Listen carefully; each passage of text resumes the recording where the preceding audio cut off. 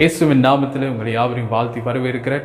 பிரியமானவர்களே, இன்றைக்கு நாம் ஆண்டவராக இயேசு கிறிஸ்து உயிர் தெழுந்த நாளாக நாம் இன்றைக்கு அனுசரிக்கிறோம். Greetings to all of you in the matchless name of our Lord and Savior Jesus Christ. Today we are celebrating the resurrected Christ. Today he came back for us from the dead. இந்த நாளிலே கூட மரணத்தை ஜெயித்த நம்முடைய ஆண்டவர் மறுபடியுமாக இந்த நாளிலே நம் மத்தியில் வருகிறதை நாம் நினைவு கூறுகிறவர்களா இருக்கிறோம். கர்த்தர் மிகவும் நல்லவராக இருக்கிறார். இன்றைக்கு அவர் உயிர் தெழுந்து வந்ததை நிமித்தம் இதோ அவர் சொன்ன எல்லா வாக்கு தத்தங்களை அவர் நிறைவேற்றுகிறவராயிருக்க, சொன்னபடி அவர் உயிர் தெழுந்தவராயிருக்க. as he promised, he rose again. இந்த நாளில் அவர் உயிரோடு எழுந்து வந்த ஆண்டவராக இருக்கிறார். வாருங்கள், இந்த நாளிலே கூட நம் யாவரும் கண்களை மூடி நம் தேவன் நோக்கி நாம் பார்ப்போமாக. Come let's pray. செவிப்போம். அன்பின் பரலோக தெய்வமே, ஆண்டவரே, இந்த நாளிலே கூட நீர் எங்களுக்காக உயிர் திறந்து வந்ததை ஆண்டவரே நாங்கள் மிகுந்த சந்தோஷத்தோடு ஆண்டவரை கொண்டாடும்படியாய் நீ கொடுத்த கிருபைக்காக நன்றி அப்பா.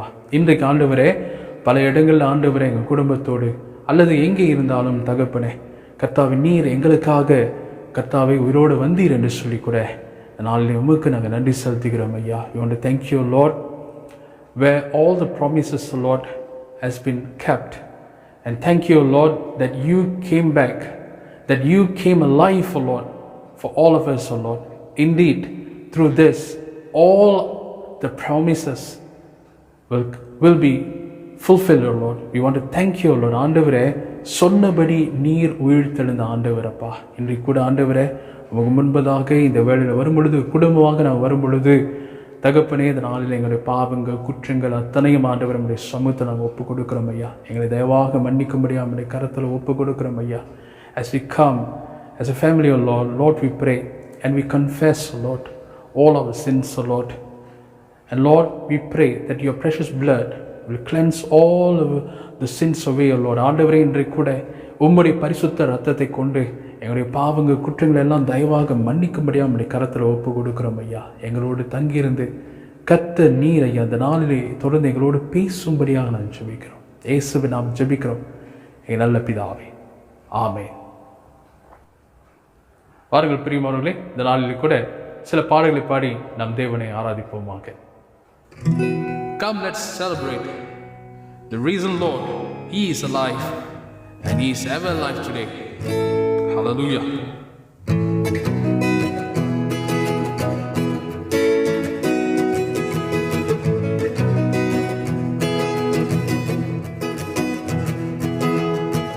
Celebrate, Jesus, celebrate. Celebrate, Jesus, celebrate. Celebrate, Jesus, celebrate. Celebrate, Jesus, celebrate. He's risen, he's risen, and he lives forevermore. He's risen, he's risen. Come on and celebrate the resurrection of our Lord. Celebrate, Jesus, celebrate. Celebrate, Jesus, celebrate. Celebrate, Jesus, celebrate. Celebrate, Jesus, celebrate. He's risen, he's risen, and he lives forevermore. He's risen, he's risen. Come on and celebrate, come on and celebrate the resurrection of our Lord.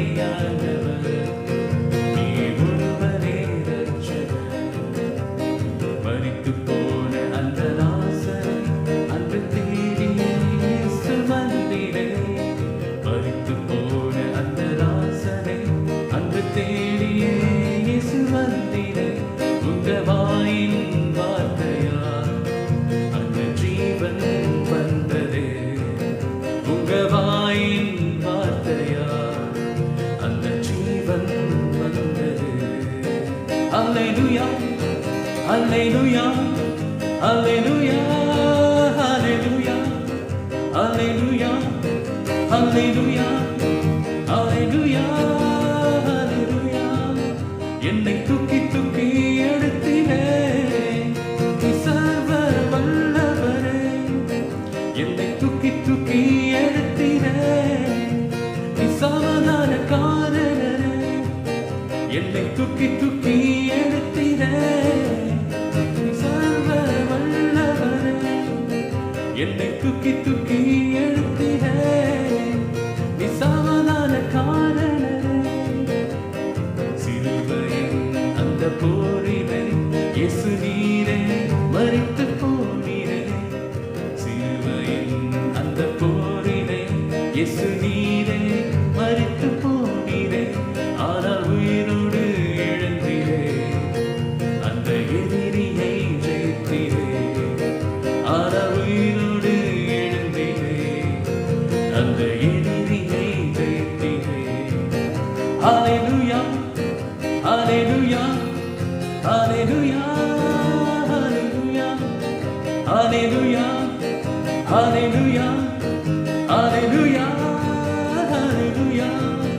என்னை தூக்கி தூக்கி எடுத்தீரே சர்வ வல்லவரே. என்னை தூக்கி தூக்கி எடுத்தீரே நீ சமாதானக்காரரே. என்னை தூக்கி தூக்கி எடுத்தீரே நீ சர்வ வல்லவரே. என்னை தூக்கி தூக்கி எடுத்தீரே நீ சமாதானக்காரரே. உயிரோடு எழுந்த இயேசுவே நான் வாழுவேன் உமக்காகவே. நீ ஒருவரே ஆண்டவர், நீ ஒருவரே இரட்சகர். நீ ஒருவரே ஆண்டவர், நீ ஒருவரே இரட்சகர். நீ ஒருவரே ஆண்டவர், நீ ஒருவரே இரட்சகர். நீ ஒருவரே ஆண்டவர், நீ ஒருவரே இரட்சகர்.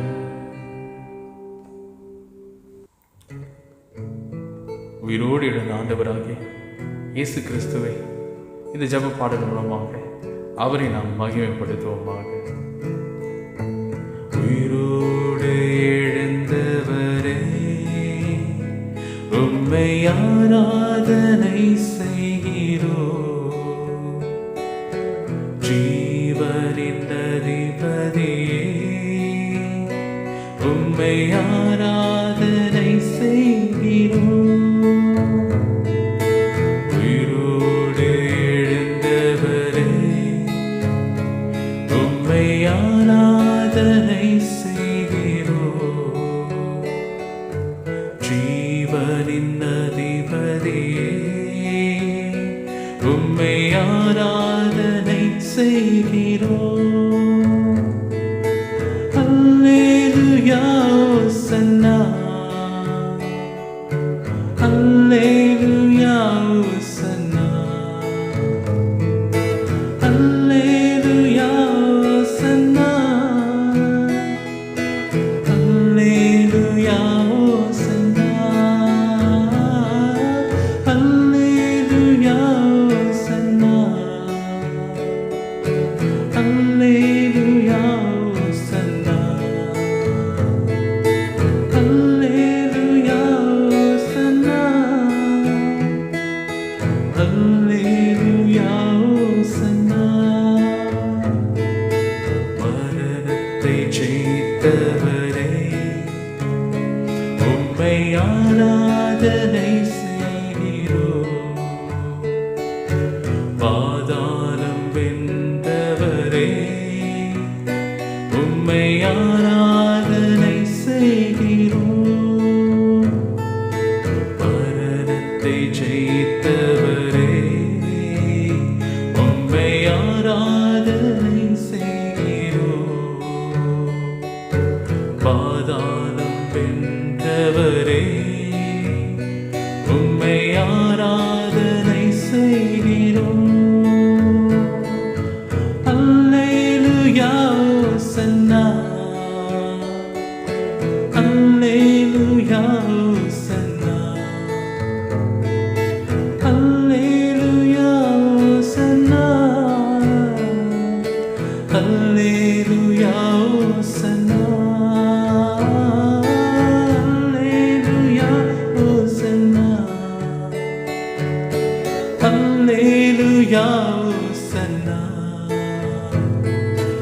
அல்லேலூயா ஓசன்னா, அல்லேலூயா ஓசன்னா. ஸ்தோத்திரம் ஆண்டவரே, உம்மை துதித்து போற்றி நாங்கள் மகிமை செலுத்துகிறோம் ராஜாவே. நீ நல்லவர், வல்லவர், கிருபை உள்ளவர் ஆண்டவரே. எங்களுக்காக ஜீவனை கொடுத்த ஆண்டவர் சுவாமி, உயிரோடு எழுந்த ஆண்டவர் அப்பா, உம்மை துதித்து போற்றி மகிமை நாங்கள் செலுத்துகிறோம் ஆண்டவரே. கர்த்தாவே, நீர் எல்லா துதிக்கும் கனத்துக்கும் மகிமைக்கும் பாத்திரமானவர் ஐயா. எங்களுக்காகவே இந்த உலகத்துக்கு வந்து ஆண்டவரை, எங்களுக்காகவே இந்த நாளிலே அடிகள் பாடுகள் பட்டு ஆண்டவரை, எங்களுக்காக ரத்தம் சிந்தி ஆண்டவரை, இதோ மரித்து அடங்க பண்ணப்பட்டு இன்றைக்கு உயிரோடு எழுந்த ஆண்டவர் ஐயா. Lord, we want to magnify your holy name, O Lord, for you came for us, O Lord, from heaven, O Lord. You came to this earth, O Lord, and you have suffered for all our iniquities, O Lord, for all our sins, O Lord. You took all the sufferings, O Lord, all the burdens, O Lord, all the pains, O Lord. We want to thank you, Lord. And now, Lord, thank you for the resurrection, O Lord, that you came alive today, that you have risen today, O Lord. And because of this, all our promises have been fulfilled, O Lord. And we have the hope, O Lord, that all the promises will be fulfilled. Lord, thank you, Lord. ஆண்டவரே, நீர் உயிரோடு வந்ததின் நிமித்தா அப்பா, எங்களுக்கு ஜீவன் உண்டு, எங்களுக்கு வாழ்க்கை உண்டு, எங்களுக்கு எல்லாம் உண்டு ஆண்டவரே. நீர் வாக்குத்தத்தம் செய்தவர், சொன்னபடி உயிர் தெழுந்தவராக இருக்கிற. How that you have said, O Lord, you fulfilled, O Lord. நன்றி செலுத்துகிறோம் ஆண்டவர். கர்த்தாவே, உமக்கே எல்லா துதிகன மகிமை நாங்கள் செலுத்துகிறோம் ஐயா. எல்லாவற்றுக்காக நன்றி செலுத்துகிறோம். இயேசுவின் நாமத்தில் நாங்கள் ஜெபிக்கிறோம் நல்ல பிதாவே. ஆமென், ஆமென். கர்த்தருடைய ஜெபத்தை நாம் சேர்த்து சொல்லுவோம். பரமனையில் இருக்க எங்கள் பிதாவே, நீ நாம பரிசுத்தப்படுவதாக, நீ ராஜ்யம் வருவதாக, உடைய சித்தம் பரமனையில் செய்யப்படுவது போல பூமியிலையும் செய்யப்படுவதாக. அன்றுள்ள ஆகாரத்தை எங்களை தாரும், எங்களை விரோதமாய் குற்ற செய்யணும் மன்னிக்கிறது போல எங்கள் பாவ குற்றங்களுக்கு மன்னியும், எங்களை சோதனைக்கு பிரவேசிக்க பண்ணாமல் தீமை ரட்சித்துக்கணும். ராஜ்யம் வல்லமை மகிமை என்றென்றைக்கும் வைகிறேன். ஆமென், ஆமென். பிரியமானவர்களே, அடுத்ததாக நாம் கர்த்தருடைய வார்த்தைக்கு நாம் கடந்து சொல்ல போகிறோம். இதனால் கூட இந்த மத்தியில் கர்த்தருடைய வார்த்தை இந்த ஆண்டவராக உயிர் தெழுந்த இந்த நாளிலே விசேஷித்த வண்ணமாக நம்முடைய மாநாட்டு தலைவர் ரெவரண்ட் டாக்டர் டெனிஸ் ராஜ் அவர்கள் நமக்கு இந்த வார்த்தையை கொண்டு வருவார். And now we will hear the word from our TAC President, Reverend Dr. Dennis Raj. இன்றைக்கு இவர் மூலமாக கூட ஆண்டவர் நம்ம மத்தியில் பேசுகிறவராக இருக்கிறார். தொடர்ந்து அவருடைய பிரசங்கத்தை நாம் கேட்போமாக. அன்பானவர்களே, இந்த ஈஸ்டர் பண்டிகை தினத்தை நாம் விசேஷ விதத்திலே நாம் கொண்டாடி கொண்டிருக்கிறோம். இந்த COVID-19 வியாதி வைரஸ் நிமித்தம் இந்த சூழலில் நாம் இருந்தாலும் கூட தேவன் நம்மோடு கூட இருக்கிறார். இந்த உயிர்த்தெழுதலின் தேவனின் மகிமை நாம் பார்க்கும்படியாக ஆண்டவர் இந்த நாளை நமக்கு கொடுத்திருக்கிறார். Dear friends, it's a special Easter because of COVID-19. We are here together in very special circumstances. It's not usual that we do it at home with our family, but if this is what God has allowed us to go through, we will do it in the power of the resurrection that Jesus is bringing to us. So let's pray. ஜெபித்து இந்த சத்தியத்துக்குள்ளாய் நாம் கடந்து செல்வோம். அன்பான ஆண்டவரே, இந்த Easter உயிர் தெழுந்த பண்டிகை நாளில் கூட கர்த்தர் எங்களோடு கூட இருந்து உங்களுடைய வார்த்தை மூலியமாய் நீ பேசும்படியாக ஜெபிக்கிறோம். நானே உயிர் தெழுதலும் ஜீவனமாய் இருக்கிறேன் என்று சொன்ன ஆண்டவர், அதோடைய மகிமை நாங்கள் காண எங்களுடைய வாழ்க்கையிலே அதை சம்பந்தப்படுத்த கர்த்தர் கிருபை கொடுப்பீராக. Father, we pray even now as we want to hear your words, we pray that you will minister to us, and we pray that your words of scripture which tell us that you are the resurrection and life, help us to believe, help us to understand that without you, Lord, there is no life. So minister to us, guide, lead and bless us. In Jesus' name we ask and pray. Amen. பிரியமானவர்களே, இந்த நாளின் தேவ செய்தி யோவான் 11ஆம் அதிகாரம் 2 வசனங்கள் நாம் பார்க்கிறோம். 25ஆம் வசனமும் 26ஆம் வசனத்தையும் நாம் பார்க்கிறோம். அங்கே இயேசு லாசருடைய மரணத்துக்கு பிறகு செல்லுகிறதை பார்க்கிறோம். இயேசு மார்த்தாள் மரியாள் அவர்களை சந்திக்க போகிறார். அங்க போன இடத்திலே மார்த்தாள் இடத்திலே சொல்லுகிற காரியம் வசனம் 25லும் 26லும் நாம் பார்க்கிறோம். இயேசு அங்கே 3 காரியங்களை சொல்லி வார்த்தைகளை பயன்படுத்துகிறார். அதுதான் நாம் பார்க்க போகிறோம். Friends, we want to look at John chapter 11 verses 25 and 26. We see that Jesus is having a conversation with Martha after Lazarus is dead. And there are three key words there: resurrection, life, and belief. And these are three things that I want us to concentrate upon, or that I'll be sharing today. So I pray that you will have your Bibles open and that God will minister to us. முதலாவது காரியம் பெரியவாங்களே, நானே உயிர்த்தெழுதலாய் இருக்கிறேன் என்று ஆண்டவர் சொன்னார்.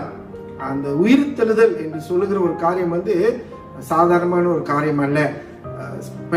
செத்து போன ஒரு காரியம் பிழைப்பூட்டப்பட முடியாது. முடிந்து போன ஒரு காரியம் மறுபடியும் அதற்கு ஒரு ஒரு முடிவு அல்ல ஒரு புதிய துவக்கம் இல்லை. ஆனால் இயேசு சொல்லுகிறார், அப்படி அல்ல, மரித்து போனாலும் உயிர் பெற முடியும். லாசரு 4 நாள் மரித்து போய்விட்டான். ஆனால் இயேசு சொல்றாரு, என்னை பார், என்னை நம்பு என்று அவர் சொல்லுகிறார். இயேசு நானே உயிர்த்தெழுதலுமாய் இருக்கிறேன் என்று சொன்னார் என்றால், அப்படி என்றால் ஒரு காரியம் அல்ல ஒரு நபர் மரித்து செத்து போனாலும் கூட அந்த நபருக்காக நாம் இயேசு, அந்த சூழ்நிலைக்காக நாம் இயேசுவை கூப்பிடும் பொழுது ஆண்டவர் ஜீவனை, விசேஷமாக நித்திய ஜீவனும் கூட இயேசு கொடுக்கக்கூடியவராய் அவர் காணப்படுகிறார். Friends, resurrection is not something that is usual or normal. What is dead remains dead and there is no more future for it. But in this case, where Lazarus has been dead for the last 44 days, it is all over. Even too late, says Martha, because it will then begin to smell. But nothing is too late for Jesus. He is the resurrection. It means that it is not over until Jesus says it's over. When Jesus says, I am the resurrection, it means that even though someone or even something is dead, it is not actually over, because He can do way beyond what we ask or imagine.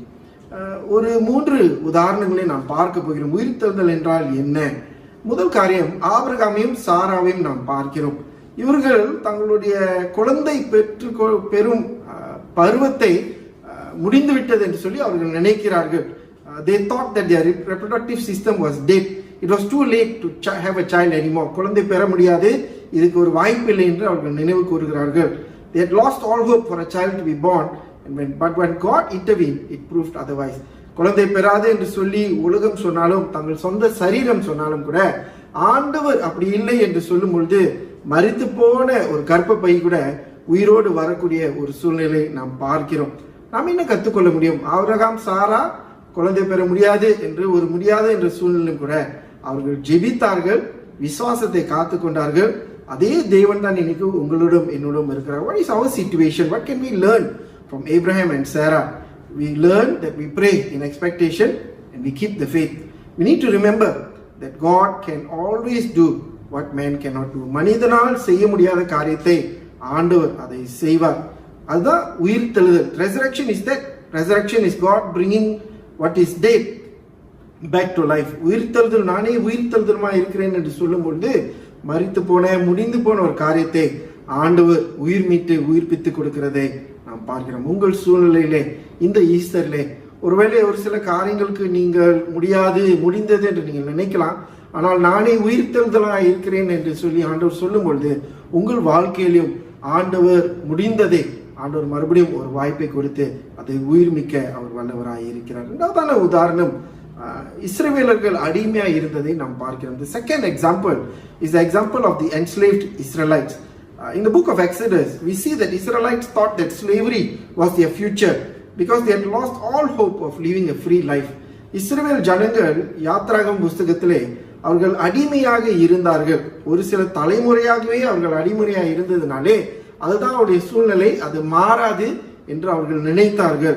ஆனால் ஆண்டவர் அவர்களை மறந்து விட்டார்கள் என்று அவர்கள் நினைத்தாலும் ஆண்டவர் அவர்களை மறக்கவில்லை. அவர்கள் நினைத்தார்கள் யாருமே இல்லை, இந்த பார்வோனுடைய வல்லமையான இராணுவத்தையும் எதிர்ப்பதற்கு நினைத்தார்கள். ஆனால் ஆண்டவர் அவருடைய திட்டத்தை வைத்திருந்தார். The Israelites thought that God had forgotten them and there was nobody powerful enough to challenge Pharaoh or his mighty army. But God brought Moses as their deliverer. They came out of Egypt, they came out richer and everybody came out to march into the promised land. மோசே ஆண்டவர் அனுப்பினது நிமித்தம் அவர்கள் எல்லாரும் அந்த எகிப்து ஜனங்களுடைய பொருட்களை பெற்றுக்கொண்டு அவர்கள் வெளியே வந்தார்கள்.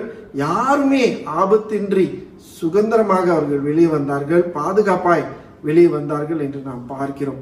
நாம் என்ன பார்க்கிறோம் என்றால், ஆண்டவர் ஒரு வேளை கேட்கல, என் சூழ்நிலை மரித்து போன ஒரு சூழ்நிலை, அது மாறாத ஒரு சூழ்நிலை நாம் நினைத்தாலும் கூட திடீரென்று எப்படி ஆண்டவர் ஒரு மோசையை ஆயத்தப்படுத்தி கொண்டு வந்தது போல ஏதாவது ஒரு விதத்துல ஆண்டவர் ஒரு கதவை நமக்கும் அவர் திறக்க முடியும். அதுதான் உயிர்த்தெழுதலின் மகிமை. பிரியமானவர்களே, உயிர்த்தெழுதல் என்று சொல்லும் பொழுது ஆம், இயேசு சரீரத்திலே அவர் உயிர்ப்பித்தார், அது உண்மை, அது நாம் விசுவாசிக்கிறோம். நமக்கும் ஒரு நித்திய ஜீவன் உண்டு, நாமும் உயிர் மீட்பு பெறுவோம். ஆனால் அதற்கு மேலாக நம்முடைய சூழ்நிலைகள் உயிர்மிக்கப்படுகிறதை ஆண்டவர் ஞாபகப்படுத்துகிறார். God wants us to remember that just like them, He can bring an unexpected ending by bringing up an unexpected strategy to change all our situations around. But we need to remember, God cares to change our situations from what it seems to be hopeless to bring hope. நம்பிக்கையற்ற முடிந்து போன ஒரு நிலைமையில ஆண்டவர் நமக்கு நானே உயிர்த்தெழுதலாக இருக்கிறேன் என்று சொன்னதுனாலே ஜீவனையும் புதுமையும் அவர் செய்ய அவர் வல்லவராயிருக்கிறார். இன்னொரு உதாரணம் நான் கொடுக்கிறேன். நானே உயிர்த்தெழுதலும் இருக்கிறேன் என்று சொல்லும் பொழுது, சவுல் கோலியாத்தை எதிர்நோக்கும் பொழுது 40 நாட்கள் அவர்கள் பயந்து போய் இருந்தார்கள். இந்த பெரிய ஒரு ராட்சச கோலியாத் வந்து அவர்களை மிரட்டி அவர்களை பயமுறுத்தி அவங்க நாடியே பிடிக்கிறதை போல அவன் பேசி கொண்டு இருந்தான். We read in the book of 1 Samuel that for 40 days King Saul and his army were quaking in fear. They lost all hope of victory after continuously hearing the taunts and threats from mighty Goliath every day. They thought the Goliath and the Philistine army were going to kill all the soldiers and take over the entire country. Defeat was sure and imminent. They were dejected. இந்த 40 நாளில் மரித்து போனவர்களை போலதான் இவர்களும் இருந்தார்கள். முடிந்தது, நம்முடைய மனைவி பிள்ளைகளை பிடித்துட்டு போறாங்க, இந்த கோலியாத்தை எதிர்க்கிறதுக்கு யாருமே இல்லை. 40 நாள் வந்து மிரட்டி அவர்களை அடிமைக்குள்ளாக, பயத்திற்கு அடிமைக்குள்ளாக அவன் நடத்தினதை பார்க்கிறோம். ஆனா ஆண்டவர் அப்படியாக அவங்க விடவில்லை. ஆண்டவர் ஒரு புதிய காரியத்தை செய்தார். தாவீதை கொண்டு வந்தார். ஒரு சிறிய பையன் மூலமாக ஆண்டவர் அவங்களுக்காக யுத்தம் செய்தார். இன்னைக்கு நமக்காகவும் அப்படித்தான் ஆண்டவர் செய்வார். மரித்து போனது, முடிஞ்சு போனது என்று நினைக்கிற ஒரு சூழ்நிலையில ஒரு எதிர்பாராத ஒரு பையனை கொண்டு வந்து ஆண்டவர் செய்தது போல உங்க வாழ்க்கையிலும் என் வாழ்க்கையிலும் கூட ஒரு புது கதவை ஆண்டவர் திறக்க முடியும்.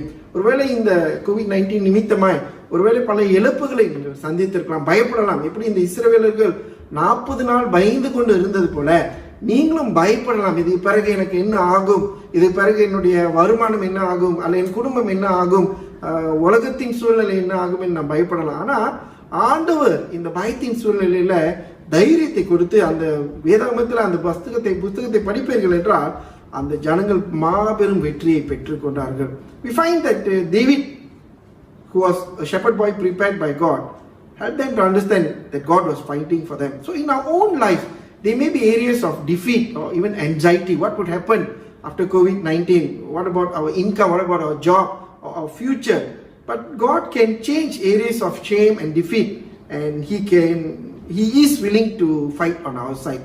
God is willing and He is ready and He is able to bring hope to our defeated, dejected situations. ஆண்டவர் நம்மளுடைய வெக்கம், பயம், ஒரு அவமானமான சூழ்நிலை எல்லாம் மாற்றி அவர் ஒரு சிறப்பான முடிவை அவர் நிச்சயமாய் அவர் கொடுக்க முடியும். ஏன் முதல் காரியம் நான் பார்த்தோம், இந்த 3 உதாரணத்தை பார்த்தோம்.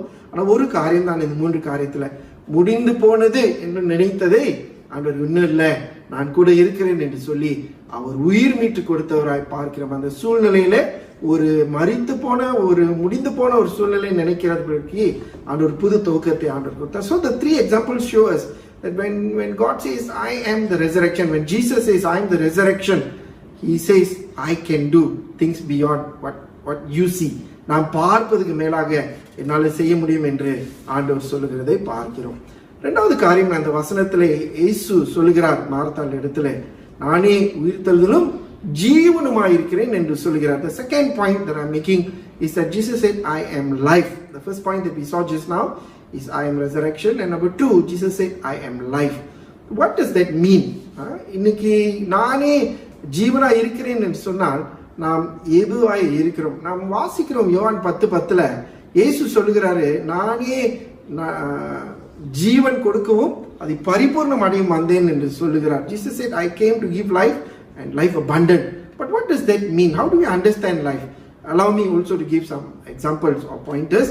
ஒரு சில காரியங்களை நான் சொல்ல விரும்புகிறேன். முதல் காரியம், வாழ்க்கை என்று சொன்னால் அது சுதந்திரம் இல்லாமல் நமக்கு வாழ்க்கை இல்லைங்க. The first thing is that life is nothing without freedom. If you want to know the value of life, you need to speak to prisoners. ஜெயிலில் இருக்கிற ஒரு ஒரு சிறைச்சாலையில் இருக்கிற ஒரு கைதி கிட்ட அவங்க வாழ்க்கையை பற்றி கேட்டு பாருங்க. அவங்களுக்கு சாப்பாடு இருக்குது, அவங்களுக்கு ஒரு பாதுகாப்பு இருக்குது, அவங்களுக்கு உடுத்த உடை இருக்குது, ஏன் சுற்றி பார்க்க நண்பர்கள் கூட இருக்கிறார்கள். ஆனால் சுதந்திரம் இல்லாததுனால அவங்க வாழ்க்கையை இழந்து போயிருக்கிறார்கள். பிரியமானவர்களே, when we look at the prisoners, without freedom, they may have food, they may have shelter, they may have clothing, even friends around them that they have got to know in prison. But if you ask them, they are not living their life, because without freedom, life is meaningless.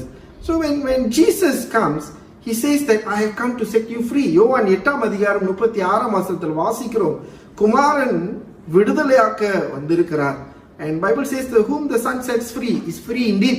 அப்ப இயேசு சொல்றாரு, நானே ஜீவனா இருக்கிறேன்னு சொன்னாக்கா, அந்த ஜீவன்ல சுதந்திரம் கொடுப்பதற்கு, விடுதலை கொடுப்பதற்கு முதலாவது நாம் அதை புரிந்து கொள்ள வேண்டும்.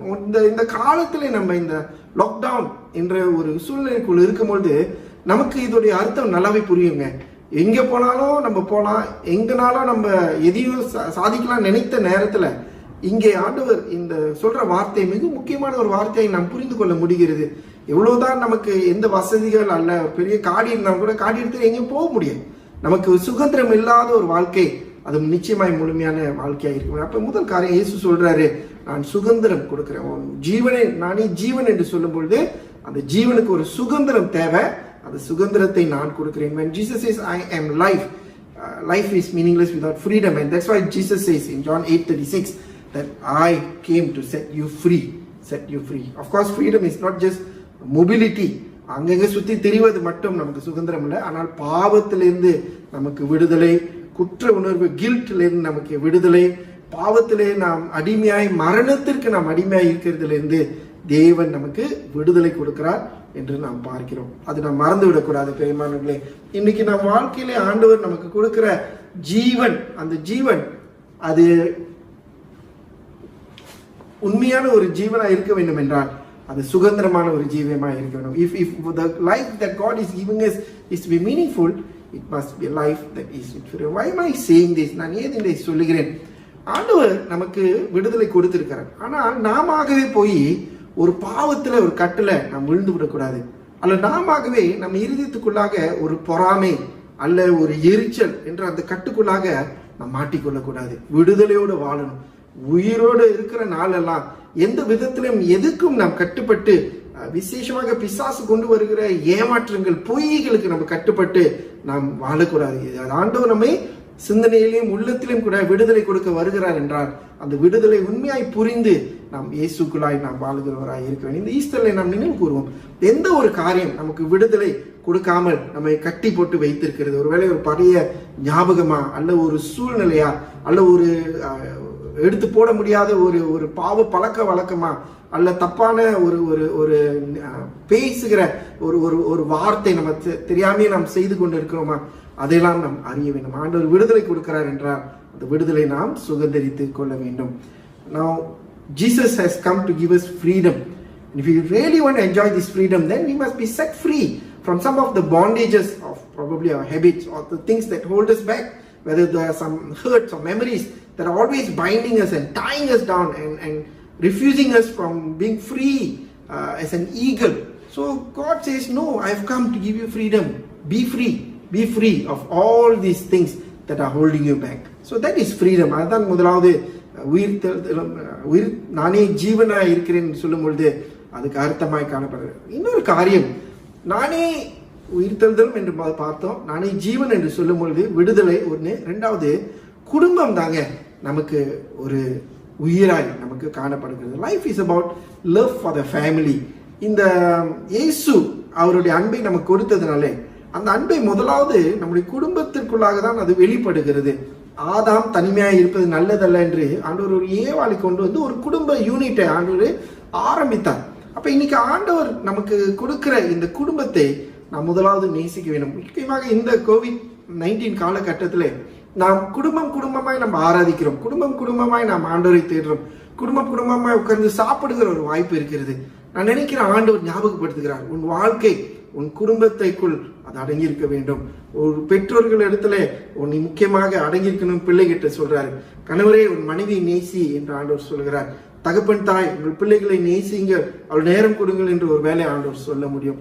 So the second thing is, when we talk about life is nothing without the love for the family. And COVID-19 is teaching us that we are back to the basics, which is the family, where we now have a time, or rather more time, to spend with the family. And I think that is something that God is reminding us.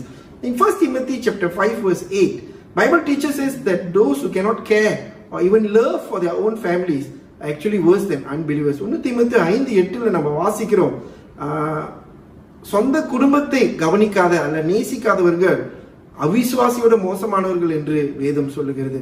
அப்ப இன்னைக்கு நாம் ஒருவேளை பாஸ்டராக நான் ஊழியம் செய்றேன் என்று ஓடலாம், அல்ல சபை மூப்பராக சர்ச்சில் ப்ரோக்ராம் இருக்கு அது இருக்கு அப்படின்லாம் ஓடலாம். ஆனால் முதல் ஊழியம், முதல் நம்முடைய நேசிக்கக்கூடியவர்கள் நம்முடைய மனைவி, நம்முடைய பிள்ளைகள், நம்முடைய குடும்பம். அது ஆணாக இருக்கலாம் பெண்ணாக இருக்கலாம். இன்னைக்கு ஆண்டவர் நம்முடைய குடும்பத்துக்கு முக்கியத்துவம் கொடுக்க வேண்டும் என்று ஞாபகப்படுகிறார். So when Jesus says again, and I am the life, go back to the family.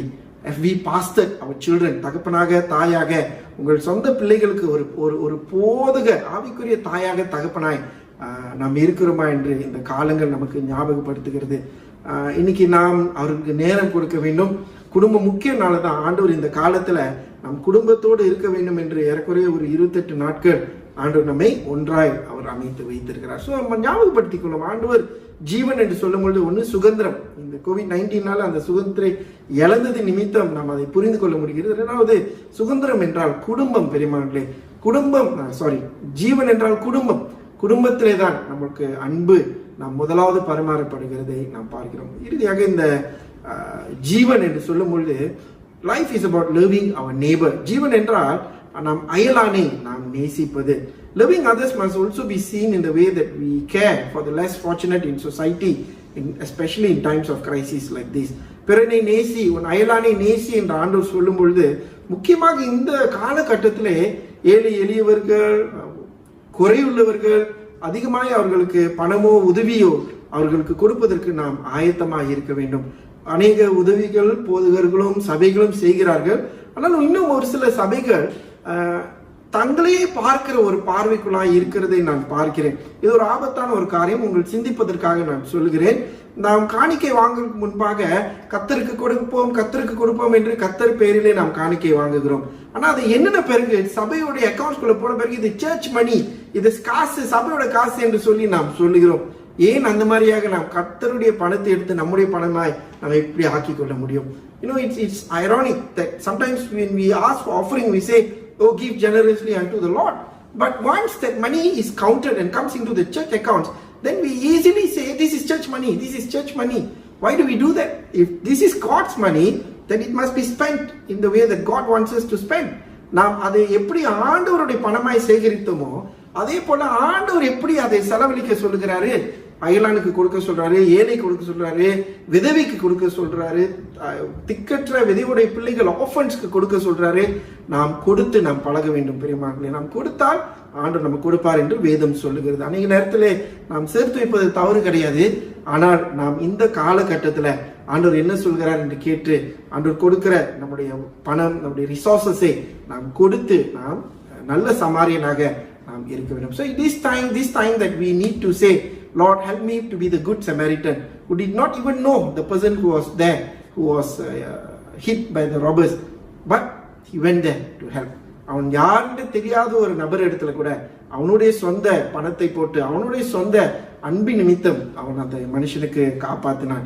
இன்னைக்கு சபைகளும் குடும்பங்களும் இதை செய்ய வேண்டும் என்று நான் விரும்புகிறேன்.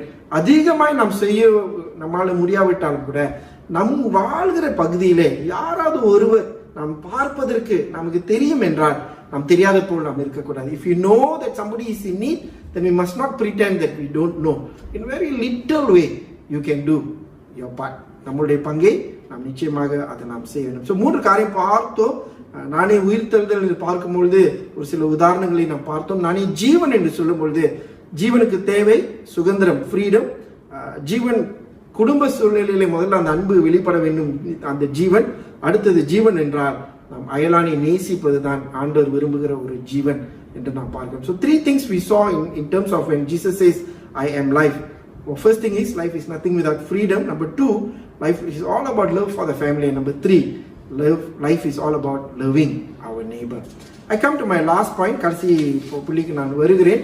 இயேசு இந்த மார்த்தாள் இடத்துல பேசும்பொழுது இறுதியாக அவர் கேட்கிற ஒரு காரியம், நீ விசுவாசிக்கிறாயா, நானே உயிர்த்தலும் ஜீவனுமாய் இருக்கிறேன், நீ விசுவாசிக்கிறாயா என்று மார்த்தாள் இடத்துல ஆண்டவர் கேட்டார். Jesus seems to be asking Martha, I am saying that I am the resurrection. I have told you that I am life. But do you believe this? Do you believe this? இது ஏன் அதை இயேசு இவர் இடத்திலும் கேட்கிறார் என்றால், இயேசு சீஷர் இடத்துல மறுபடியும் கற்றுக் கொடுத்தார். நான் மரிக்க போகிறேன், நான் மரித்த பிறகு 3ஆம் நாள் உயிர் தெழுவேன் என்றெல்லாம் சொன்னார். ஆனால் அந்த சீஷர்கள் ஒன்று அதை புரிய முடியவில்லை, ரெண்டாவது அதை ஏற்றுக்கொள்ள முடியவில்லை. பேதுரு ஒரு கட்டத்தில் இயேசுவை தனியாய் கூப்பிட்டு, இயேசு நீங்க எப்படிலாம் பேசக்கூடாது, இதெல்லாம் சரியில்லை என்று இயேசுக்கே ஆலோசனை கொடுத்தான் என்று வேதம் சொல்லுகிறது. Why Jesus is saying, Martha, do you believe this? Is because the disciples, when Jesus kept on teaching them again and again that he must die, but yet he will rise again on the 3rd day, they could not understand, number 1. Number 2, they couldn't believe him. So even at one stage, Peter called Jesus aside and said, don't talk about these things, you are demoralizing the disciples. So they could not understand or believe. So today, even today, the word of God, there are many who are unable to, 1, understand, number 2, even believe. That is why Jesus is asking Martha, do you believe that what I say will come true? Do you believe that I mean what I say?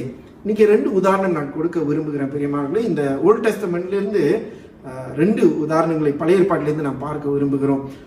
Let me show you 2 things that God said he will do, but the Israelites thought that no, God will never do what he is saying. So today it's all about believing what Jesus is saying. When he says I'm resurrection and life, it's about believing him. Why the Old Testament people did not believe? Let me show you. In Jeremiah chapter 7, if you look at verses 1 to 15, we read that God warned against thinking that temple worship was sufficient to keep God satisfied.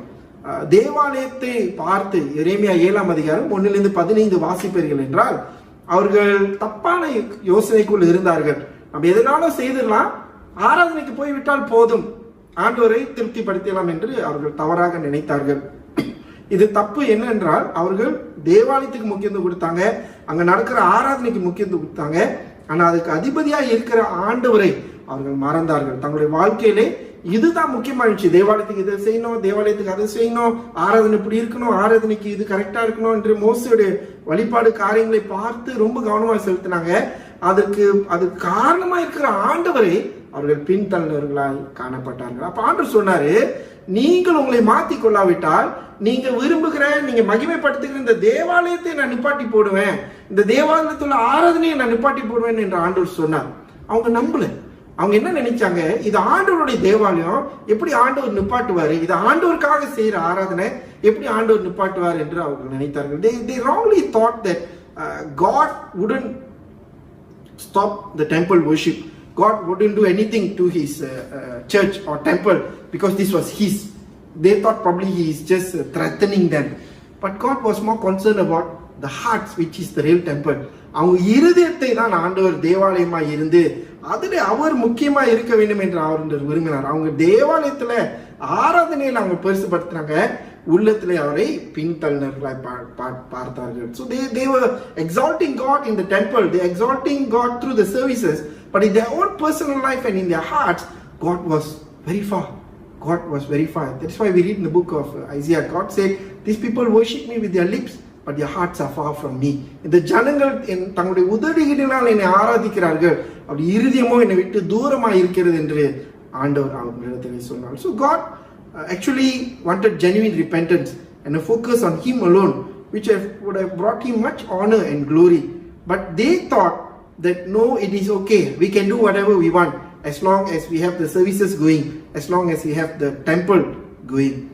என்ன நடக்கிறது, இவர்கள் தேவாலயத்தையும் ஆராதனைக்கு மட்டும் முக்கியத்துவம் கொடுத்து ஆண்டவர் கொடுத்த வார்த்தைக்கு ஆண்டவர் அவங்க மனம் திரும்ப சொல்லுகிறது, தாழ்த்துங்க என்று சொல்லுகிறதை அவர்கள் கேட்காமல் போனதுனால 2 நாளாகமம் 36 கடைசி பகுதி 15-23 நீங்க வாசிப்பீங்கன்னாக்கா, ஆண்டவர் நெபுகாத்நேசர் என்ற ஒரு ராஜாவை கொண்டு வந்து தேவாலயத்தை அடித்து எரித்து போட்டார் என்று வேதம் சொல்லுகிறது. ஆண்டவர் சொன்னாரு, நீங்க தேவாலயத்தையே பார்த்து கொண்டிருந்தீங்கன்னா, உங்க ஆராதனையே பார்த்து கொண்டிருந்தீங்கன்னா, என்னையே பார்க்காம அதை நான் அழித்து போடுவேன்னு சொன்னாரு. சொன்னதை செய்தார். அதுதான் நீங்க நம்ம பார்க்கிறோம். இயேசு சொல்றாரு, டு யூ பிலீவ் திஸ்? நீ விசுவாசிக்கிறான்னு கேட்கும்போது ஆண்டவர் சொல்ற காரியத்தை நம்ம நம்பணுங்க, பயப்படணுங்க. ஆண்டவர் மிரட்டுற தேவன் அல்ல, சொன்னதை செய்யக்கூடிய ஒரு தேவன். அப்ப அந்த தேவாலயத்தின் ஆராதனை நிறுத்தப்பட்டது. இன்னைக்கு ஆண்டவர் ஒரு காரியத்தை நமக்கு எச்சரிக்கையாய் கொடுப்பார் என்றால் அதை நம்ம கேட்கணுங்க, நம்ம கேட்கணும், நம்பணும். ஆண்டவர் சொல்லுவதை செய்வார் என்று நாம் நம்ப வேணும். இன்னொரு காரியம், நீ விசுவாசிப்பாயா என்று சொன்ன காரியத்தை பழைய ஏற்பாட்டில் அவர்கள் நம்பாத ஒரு காரியம். ஆமோஸ் 5ஆம் அதிகாரம் 21-27. The second thing that I want to show you when Jesus says, do you believe, when the Israelites did not believe.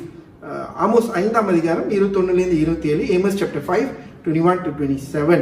We read that God lamented against the observances of yearly festivals which had only been pleasing themselves or the people instead of God. அவர்கள் பண்டிகை வைத்திருந்தார்கள். வருஷந்தோறும் அவங்களுக்கு குறிப்பிட்ட பண்டிகைகள் இருக்கும். அதை தவறாமல் அனுசரித்து அதுல அவங்க சந்தோஷமா இருப்பாங்க. ஆனா அதுல ஆண்டவர் பிரியப்படுறாரா? அந்த கொண்டாட்டத்துல ஆண்டவர் மையமா இருக்கிறாரு. Is God the centre, is God the focus. அவங்க மறந்துட்டாங்க. அப்ப ஆண்டவர் அங்க சொல்றாரு, உங்களுடைய பண்டிகைகளை நிறுத்தி போடுங்கன்னு ஆண்டவர் சொல்றாரு. They wrongly thought that God will only be concerned about their festival observances and not be concerned about their personal life. They were having a good time, while God was all the time being grieved by their pride, disunity and greediness for money. அவர்கள் பண்டிகை வைத்து கொண்டாடி, நாங்கள் இதை செய்தோம், இந்த கொண்டாட்டத்தை செய்தோம், இந்த கொண்டாட்டத்தை இதெல்லாம் பண்ணணும் என்று சொல்லி தங்களை தானே தட்டி கொடுத்து சந்தோஷமா இருந்தாங்க. ஆனா ஆண்டவர் அவங்களுடைய பெருமை பத்தி பேசினார். நீங்க போய் வீட்டுல வாசிங்க. அவங்களுடைய பிரிவினைகளை குறித்து பேசினாரு. இன்னொன்னு அவங்களுடைய பணத்தின் ஆசை, பணத்தின் முக்கியத்துவத்தை குறித்து அவங்களிடத்திலே பேசினாரு. அதனால ஆண்டவர் சொன்னாரு, நீங்க நான் சொல்றது முக்கியம் இல்லைன்னு சொல்லிட்டு நீங்க செய்கிறதே வருஷம் செய்து கொண்டிருக்கிறீங்கன்னு சொல்லி ஆண்டவர் சொன்னாரு, உங்கள் பண்டிகைகளை அருவருக்கிறேன் என்று ஆண்டவர் சொன்னார். God told them, I abhor your festivals, I don't want the noise of your music அப்படின்லாம் ஆண்டவர் சொன்னார். God seemed to be saying, I don't want all your festivities. But they did not listen. They thought that they need not change their life. They could just go on with what they are doing. And you know what happened? God stopped everything. ஆண்டவர் அந்த பண்டிகைகள் எல்லாத்தையும் நிறுத்தி போட்டார். அசீரியா ராஜாவை கொண்டு வந்து அந்த ஜனங்களை பிடிப்பட்டு போக செய்தார். அது பிடிப்பட்டு போன பிறகு கொண்டாட்டங்களை செய்வதற்கு ஆள் இல்லாமல் போய்விட்டது. There was nobody to observe the festival. So individuals and churches must give him the glory. ஆண்டோருக்கு நாம் மகிமை செலுத்த வேணுங்க. நம்முடைய சொந்த காரியத்திற்கு எந்த மகிமையும் செலுத்தக்கூடாது. நம்முடைய பண்டிகைகள் முக்கியம் தான். இந்த காலங்களே நம்மளால கொண்டாட முடியாது, எவ்வளவு ஒரு வேதனையா இருக்கிறது என்று நிச்சயமா உங்களுக்கும் எனக்கும் தெரியும். நம்ம ஈஸ்டர் கூட நமக்கு ஆராதனை போக முடியல, நமக்கு Good Friday, Maundy Thursday, Palm Sunday. ஆனாலும் ஆண்டவருக்கு எவ்வளவு முக்கியமோ அதோடு இன்னும் முக்கியம், நீங்களும் நானும் அவருக்குள்ளாக அவருக்காக நாம் வாழ வேண்டும் என்று ஆண்டவர் விரும்புகிறார். More than our festivals, what God wants is our heart to be aligned with His heart, so that we will be able to understand what's His heartbeat. அவருடைய இருதய துடிப்பை நாம் புரிந்து கொள்வதுதான் நம் பண்டிகைகளோடு இன்னும் முக்கியம் என்று ஆண்டவர் அங்கே சொல்லுகிறார். அப்படியே நாம் கேட்க வேண்டும், ஆண்டவரே இந்த COVID-19 நிமித்தமா இதெல்லாம் நாங்க நிறுத்தி போடுகிற ஒரு சூழ்நிலைக்குள்ள வந்துட்டோமே, நீங்க என்ன சொல்றீங்க ஆண்டவரே? Lord, what are you telling us? Lord, what is it that you want from us? எங்களிடத்துல என்ன எதிர்பார்க்கிறீங்க என்று நாம் கேட்க வேண்டும், நம்பணும். ஆண்டவர் சொன்னதை ஆண்டவர் செய்தார். அந்த டெம்பிள் வர்ஷிப் ஆண்டவர் அவங்களுக்கு நிறுத்தி போட்டார். அந்த ஃபெஸ்டிவல்ஸ்லாம் அந்த ஜனங்களுக்கு ஆண்டவர் நிறுத்தி போட்டார் பெரியவங்களே. ஆகையால் ஆண்டவர் சொல்றாருன்னா அதை நாம் கேட்டு நாம் மனம் திரும்ப வேண்டும் என்று வேதம் சொல்லுகிறது. அதே யோவான் 11ஆம் அதிகாரத்திலே லாசரு உயிர் தெழுந்த பிறகு இயேசு வந்து கேட்கிறாரு, மார்த்தா நான் இடத்துல சொல்லலையா நீ விசுவாசித்தால் தெய்வ மகிமை காண்பாய்? After Lazarus is resurrected, Jesus reminds Martha, did I not tell you that if you believe you would see the glory of God? So that is why we need to believe and take His word seriously. He has proven that He can and He will do what He says in His word. அவருடைய வார்த்தையில உண்மை இருக்கிறது. நீ விசுவாசிக்கிறாய் என்று சொல்லும் பொழுது அவருடைய வார்த்தை சொன்னதை அவர் நிச்சயமாய் செய்து முடிக்க அவர் வல்லவராய் காணப்படுகிறார். ஆகையால் இந்த உயிர்த்தெழுந்த பண்டிகை ஞாயிறு என்று சொல்லி நாம் கொண்டாடும் பொழுது கூட அவருடைய வார்த்தையில மகிமை இருக்கிறது. அவர் சொல்றதை நாம் விசுவாசிக்க வேண்டும் என்று ஆண்டவர் சொல்லுகிறார். We need to believe whether these are promises of God or even when they come as warnings. One of the things that has caught on as a trend quite recently is that promise word for the week, promise word for that month, or even promise word for that year. where there are many people who come and just pick out one verse and say, thus says the Lord, this month you will be like this, you will be like that. That's not wrong in its way. But there is also a danger. இந்த காலகட்டத்தில் பெரியவர்களே ஒரு புதிய ஒரு காரியம் நடக்கிறது. இப்போ எல்லாருக்கும் யூடியூப், வாட்ஸ்அப் அதெல்லாம் இருக்கிறதுனால இந்த மாதத்துக்கான ஒரு வார்த்தை, இந்த ஆண்டுக்கான ஒரு வார்த்தை, அல்ல இந்த வாரத்துக்கான ஒரு வார்த்தைன்னு சொல்லி அநேக வாக்கு தத்துவங்களை மட்டும் எடுத்து ஆசீர்வாத வாசனங்களை ஒண்டி கொடுக்கிறார்கள். அதையும் நம்ம விசுவாசிக்கணும் தானே. அதே நேரத்தில் ஆண்டவர் கொடுக்கிற எச்சரிக்கை, மனம் திரும்ப என்று சொல்லுகிற ஆண்டவருடைய வார்த்தை, பாவத்தை அறிக்கை செய்து விட்டுவிடு என்று சொல்லுகிற ஆண்டவருடைய வார்த்தை, அதையும் நாம் நம்ப வேண்டும். அது குறித்து ரொம்ப பேர் பேசுகிறது அல்ல, அது குறித்து பேசுகிற போதகர்களையும் அநேகர் விரும்புகிறது அல்ல. ஆனால் இன்றைக்கு அதுவும் தேவனுடைய வார்த்தையாக தான் வருகிறது. ஆண்டவர் சொன்னார் தேவாலயத்தை நிறுத்துவேன் என்று சொல்லி ஆண்டவர் தேவாலயத்தின் ஆராதனை நிறுத்தி போறார். ஆண்டவர் சொன்னார் பண்டிகைகளுக்கு முக்கியத்துவம் கொடுக்குறீங்க, என்னை பாருங்கள் என்று சொன்னார். அவங்க கேட்கவில்லை, பண்டிகைகளை நிறுத்தி போட்டார். ஆகையால் இன்றைக்கு கூட நம்முடைய வாழ்க்கையில ஒருவேளை இந்த உயிர்த்தெழுந்த பண்டிகையில ஆண்டவர் என்ன எச்சரிக்கை நமக்கோ அல்ல நம் சபைக்கோ ஆண்டவர் சொல்லுகிறார், நாம் கேட்டு நாம் கீழ்படுகிறவர்களாய் நாம் காணப்பட வேண்டும். 3 காரியம் நாம் பார்த்தோம். ஒன்று, இயேசு சொன்னார் நானே உயிர்த்தெழுதலாய் இருக்கிறேன் என்று சொல்லி. அந்த உயிர்த்தெழுதின் தேவன் ஆபிரகாமை மீண்டு வர செய்தார், குழந்தை கொடுத்தார். ஸ்லேவ்ஸ், அடிமைகளுக்கு ஆண்டவர் விடுதலை கொடுத்தார். சவுல் உடைய இராணுவத்திற்கு ஒரு தோல்வியின் சூழ்நிலையிலே வெற்றி கொடுத்தார். We saw that when Jesus says I am the resurrection, there were 3 things that we saw. We saw that Abraham and Sarah, who considered their womb to be dead, God revived them and God gave them a child.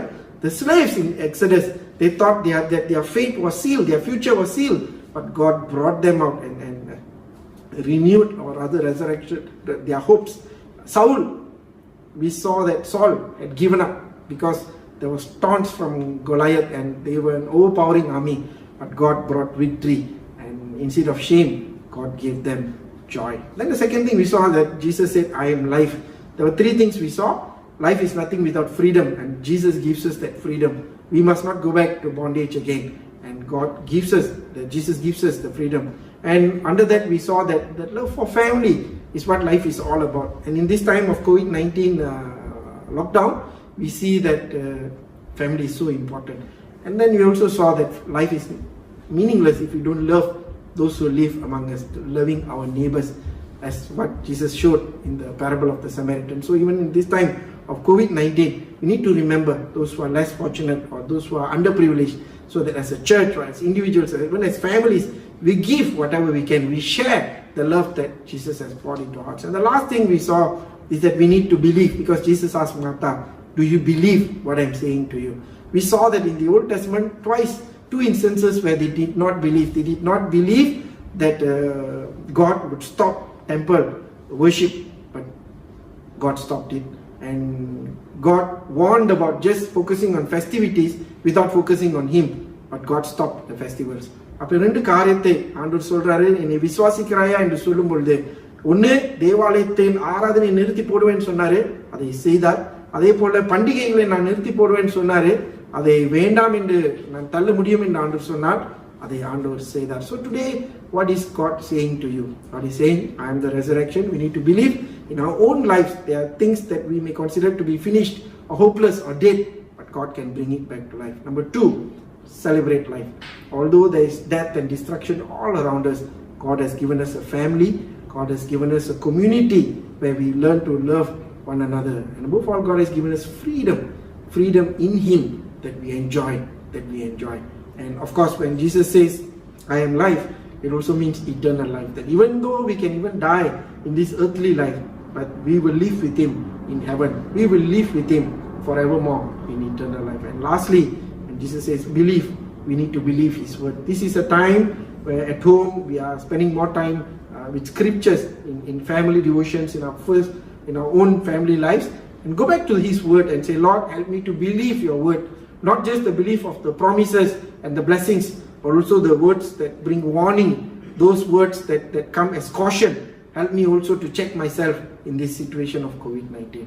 So once again, I bring you Easter greetings, and I pray that we will all pass through this. And whatever God has been teaching us in these past 20 odd days, we need to bear in our minds and our hearts. இந்த ஒரு சில நாட்கள் ஆண்டவர் இந்த வீட்டு அடைப்பின் மூலமாக ஆண்டவர் பல காரியங்களை நிச்சயமாக உங்களுக்கும் எனக்கும் கற்றுக் கொடுத்து வருகிறார். அது என்ன என்று நாம் கேட்டு நாம் அதை புரிந்து கொள்ள வேண்டும். கர்த்தர் உங்களை ஆசீர்வதிப்பாராக. பெரியமானவர்களே, இன்றைக்கு ஆண்டவருடைய வார்த்தை நம் மத்தியில் தெளிவாக வந்தது. அவரே இந்த நாளிலே உயிர்த்தெழுதலும் ஜீவனுமாக இருக்கிறார் என்று சொல்லி, அவரை நாம் விசுவாசிக்கிறவர்களாக காணப்பட வேண்டும் என்று சொல்லி, இந்த நாளிலே அவர் நம்முடைய மாநாடு தலைவர் அவர்கள் இந்த நாளிலே நமக்கு கற்றுக் கொடுத்த இந்த காரியத்தை தொடர்ந்து இந்த நாளிலே நம்முடைய வாழ்க்கையில் நினைவு கூர்ந்து நாம் செயல்படுத்துவோமாக.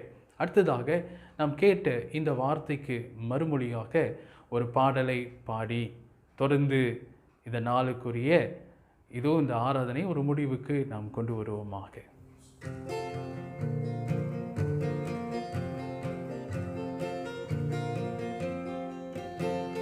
ஜீவிக்கிறார், இயேசு ஜீவிக்கிறார், என் உள்ளத்தில் அவர் ஜீவிக்கிறார், துன்பத்தில் என்னல் துணையவரே, என்றென்றும் ஜீவிக்கிறார். ஜீவிக்கிறார், இயேசு ஜீவிக்கிறார், என் உள்ளத்தில் அவர் ஜீவிக்கிறார், துன்பத்தில் என்னல் துணையவரே, என்றென்றும் ஜீவிக்கிறார். செங்கடல் அவர் சொல்ல ரெண்டாய் நின்றது, பெருங்கோட்டை ஒன்று தரை மட்டமானது, அவர் சொல்ல குருடரின் கண் திறந்தது, அவர் தோட குஷ்டரோகி சுத்தமாகினார். ஜீவிக்கிறார், இயேசு ஜீவிக்கிறார், என் உள்ளத்தில் அவர் ஜீவிக்கிறார், துன்பத்தில் என்னல் துணையவரே, என்றென்றும் ஜீவிக்கிறார். உம்மை என்றும் விடாமல் நான் தொடரவே, என்னை என்றும் விடாமல் நீ பிடிக்கவே, நான் மறிக்கும் நேரத்தில் பரலோகத்தில் உம் வீட்டை காட்டும் நல்ல மீட்பரே. ஜீவிக்கிறார், இயேசு ஜீவிக்கிறார், என் உள்ளத்தில் அவர் ஜீவிக்கிறார், துன்பத்தில் என்னல் துணையவரே, என்றென்றும் ஜீவிக்கிறார், துன்பத்தில் என்னல் துணையவரே, என்றென்றும் ஜீவிக்கிறார், என்றென்றும் ஜீவிக்கிறார். நாம் ஜெபிப்போம். Let us pray. அன்பான ஆண்டவரே, இந்த நாளிலே நீர் கொடுத்த இந்த 3 வார்த்தைகளுக்காக நன்றி. நீர் உயிர்த்தெழுதலாய் இருந்து எங்களுடைய முடிந்த காரியங்கள் அல்ல ஆண்டவரே, நாங்கள் கஷ்டப்படுகிற காரியங்களிலிருந்து நீர் உயிர் மீட்டு புதிய ஆரம்பத்தை கொடுக்கிறதுக்காக உங்களுக்கு நன்றி சொல்கிறோம். We thank you, Lord, as resurrection. You are the Lord who can make things to come back to life. You can open doors that were previously shut. நானே ஜீவனாய் இருக்கிறேன் என்று சொல்லும்பொழுது கூட ஆண்டவரே, எங்களுக்கு கொடுக்கிற நித்திய ஜீவனுக்காகவும் இந்த உலகத்திலே இருக்கக்கூடிய குடும்ப வாழ்க்கையும் சுதந்திரமும் எங்களுக்கு அன்பான ஒரு சமுதாயத்தை கொடுத்ததுக்காக நன்றி செலுத்துகிறோம். We thank you for the life that Lord that is filled with freedom, the freedom that you came to give, and we thank you for the life that is set with our family. We thank you that you have also given us this community, this nation to be with, O Lord. இறுதியாக ஆண்டவரே, நீ சொன்னதை செய்ய தேவன் என்று நீ விசுவாசிக்கிறாயா என்று கேட்கும் பொழுது எங்கள் வாழ்க்கையிலே ஆண்டவரே, ஒருவேளை நாங்கள் ஆசீர்வாதத்தை மட்டும் நம்பி இல்லாதபடிக்கே நீர் கூடும் எச்சரிக்கையும் நாங்கள் நம்பி மனம் திரும்ப கிருபை தாரும். Help us, Lord, to believe in you, not just the promised words, but also the other words, Lord, that come as caution or even as warning. So help us not to be discouraged amidst this COVID-19, but help us to know that you are the resurrection and life. Help us to believe it, Lord. நீரை உயிர்த்தெழும் ஜீவனாய் இருப்பதனாலே சீக்கிரமாகவே இந்த COVID-19 என்ற இந்த pandemic எங்களை விட்டு கடந்து போய் மறுபடியும் ஒரு புதிய ஜீவன், புதிய வாழ்க்கை எங்களுக்கும் எங்கள் சபைகளுக்கும் எங்கள் மாநாட்டுக்கும் கூட கர்த்தர் கொடுப்பதற்காக நன்றி என்று சொல்கிறோம். இந்த நாளிலே குடும்பத்தோடு இந்த பண்டிகை கொண்டாடுகிற ஒவ்வொரு பிள்ளையும் இயேசு கிறிஸ்துவின் நாமத்திலே வாழ்த்தி ஆசீர்வதிக்கிறோம். அவர்களுக்கு வேண்டிய சமாதானம், சந்தோஷம், மன மகிழ்ச்சி கொடுத்து உண்மையாகவே எங்கள் வாழ்க்கையிலே உயிர்த்தெழுதலை கொண்டு வருகிற இந்த தேவனை கொண்டாடுவோம், ஜீவனை கொடுக்கும் தேவனை கொண்டாடுவோம், அவரை நம்புவோம் என்று சொல்ல எங்கள் கிருபை தாரும். Help us to celebrate Jesus as the Lord of resurrection and life. Help us to believe in the words that he speaks to us. Thank you, Lord. இயேசுவின் நாமத்திலே ஜெபித்து ஸ்தோத்திரத்துடனே ஜெபத்தை ஏறெடுக்கிறோம் நல்ல பிதாவே. ஆமென்.